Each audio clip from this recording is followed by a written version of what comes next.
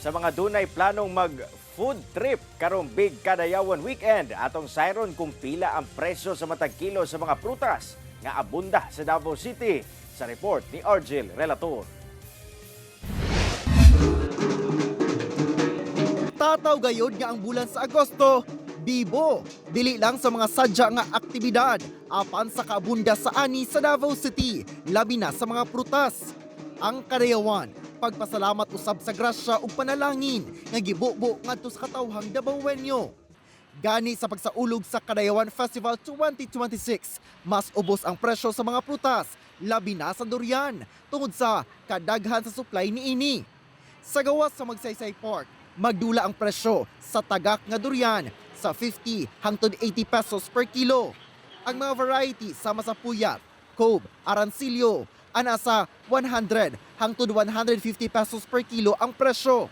Baba siya kay atong miagi last year good kay naabot ba mga gundig to 50 baya. Kay nihit ang supply. Oo, nihit ang supply. So karon murag ni baba na kay medyo daghan-daghan naman pud siya og kanang kuan makuan.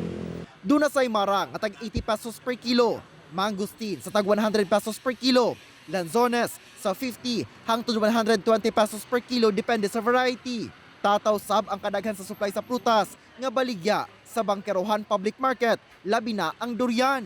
Miubos sab ang presyo niini kung itandi sa miaging tuig. Ang atong durian puyat sir diri sa Bangkerohan tag 100 lang atong kilo karon sir. Good na na siya. Good na siya, good Tagak? quality. Ang taga. Ang tagak nagyo na siya sa 50 or 60 per kilo.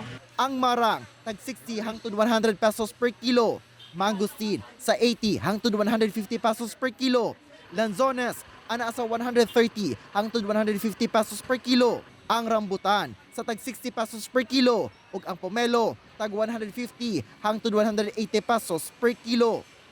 Kauban si Mature Awing ug Jojo Solarte sa kamera. Ako si Argel Relator.